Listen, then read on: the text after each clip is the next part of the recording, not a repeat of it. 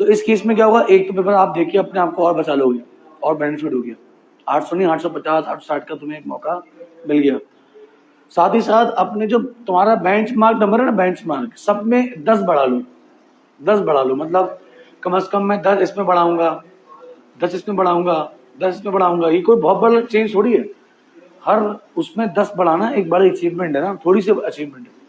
10 इसमें बढ़ा लूंगा, 10 में बढ़ा लूंगा, दोनों को मिला के तो कुछ बन जाएंगे ये 80, यहाँ कितना हो जाएगा 70, यहाँ कितना हो जाएगा 60, यहाँ कितना हो जाएगा 55, यहाँ कितना हो जाएगा 70 और यहाँ कितना हो जाएगा 31। लेकिन 10 बढ़ाने की खाली मेंटेन ही रहेगी क्योंकि यहाँ नंबर कम हो रहे हैं, तो कोई 15-20 भी बढ़ा सकते हैं। फिलहाल इसको लगाएं साथ, तो 80 और 70 150, 150 और 60 210, 210 में 50 मिलाओ 260, 260 में ये हो गए 200, 460, 465 कितने बन गए सर 465, पहले कितने बने थे 405, तो 60 नंबर का इजाफा है।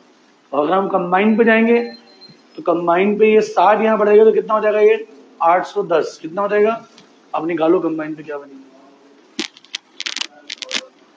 810 को डिवाइड करें आप 14 हो जाए, फिर मल्टीप्लाई करें एंडिंग कितनी हो गई, बराबर है 10 बढ़ाएंगे यहाँ के आ रहे हैं, लेकिन ये 58 क्रॉस कर रहे हैं, 60 क्रॉस कर रहे हैं, ठीक है। तो आपने कम से कम जो जाना है ना वो किस पे जाना है, आपने 850 पे बनाना है, कितना बनाना है, दोनों को मिलाए कुछ भी करके 850 मिला।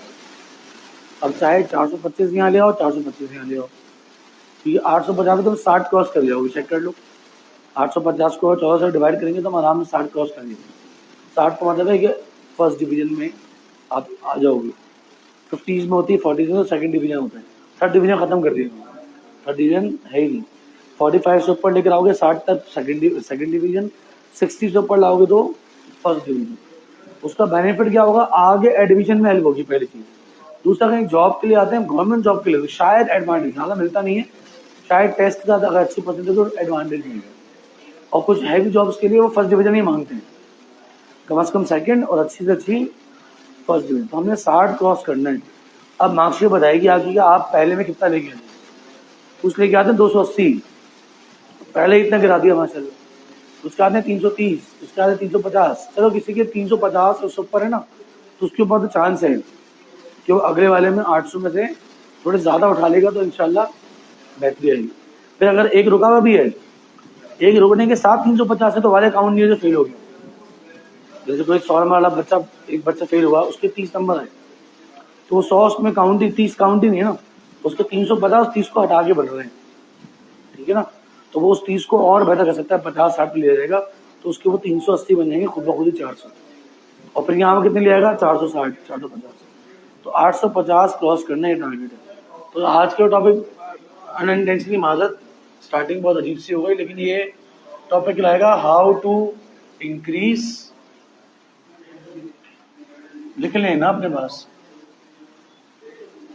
हाउ टू इंक्रीज या balance your percentage in ADC. और पुराने बच्चे जो फेलियर सुन रहे हैं अभी तक बेचारे फेल होते जा रहे हैं, उनको हम बीकॉम बोलते हैं, अभी खत्म थोड़ी हुआ बीकॉम, थोड़े बच्चे बचे हैं उनको जबरदस्ती पास करें फिर भी पास नहीं हुए। बीकॉम के बच्चे ऐसे ढीठ होते हैं माशाल्लाह, कुछ 10-12 साल अटक जाते हैं, निकलते ही नहीं, ठीक है ना। तो बेहतर कि इंशाल्लाह पहले टाइम में निकालने की कोशिश करें, ये तरीका है। इसको थोड़ा बहुत लिख लें अपने पास ना, ये मार्क्स लिख लें, ये नंबर लिख लें, काम आएंगे, ठीक है, एवरेज मार्क्स लिख लें, काम आएंगे। फिर इसको ना अपनी मार्कशीट टैली करना, अगर इससे बुरा हाल जो कि अल्लाह मैंने ज़्यादा ना करे, इससे बुरा हाल हो, अगर इससे बुरा हाल है तो मेहनत ज़्यादा हो जाएगी, अगर कुछ ऐसे ही हाल है तो बुरा नहीं है, थोड़ी सी मेहनत करोगे तो चीज़ें बेहतर हो सकती हैं, और इससे अच्छा हुआ अल्लाह करे इंशाल्लाह, उम्मीद है। पेपर रुकने के बाद भी कुछ अच्छा हुआ है भाई, किसका अकाउंटिंग में 90 आ जाता है, किसका स्टैट्स में 90 आ जाता है, अब स्टैट्स अकाउंटिंग में 90 उसने अपनी परसेंटेज तो उठा ली, लेकिन IT में लग गया उसका, ये भी हो जाता है, फेल हो गया।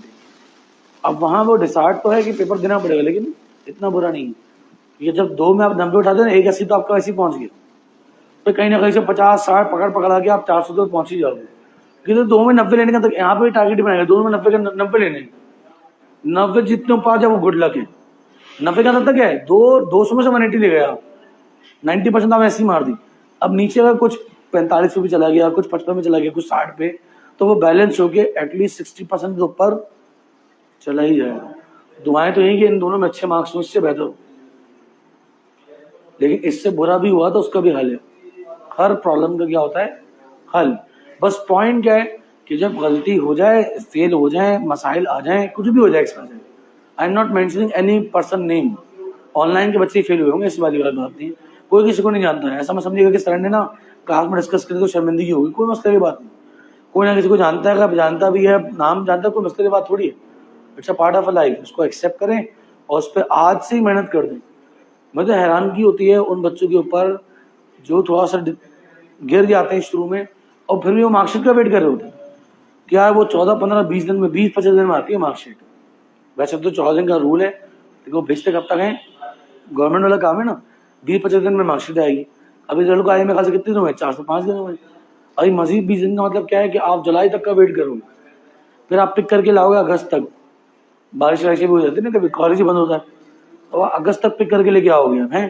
फिर अगस्त में जब आप पिक करके लेके आओगे, फिर सोचोगे करना क्या है। मैं कह रहा हूँ अभी शुरू कर दो। हाँ मैं मानता हूँ ये नहीं पता आपको कि कौन सा रुका है, इस पर एफर्ट करनी है, मैं मानता हूँ, लेकिन उसका वेट नहीं है। अगर अपना पार्ट 2 तो शुरू कर दें अच्छे से, इस महीने में अपना पार्ट 2 इतना कर दें कि जब पार्ट 1 का कोई 1-2 पता भी चले कि रुक गया, रिजल्ट आ भी जाए, तो इतना प्रॉब्लम क्रिएट ना हो। सही है ना।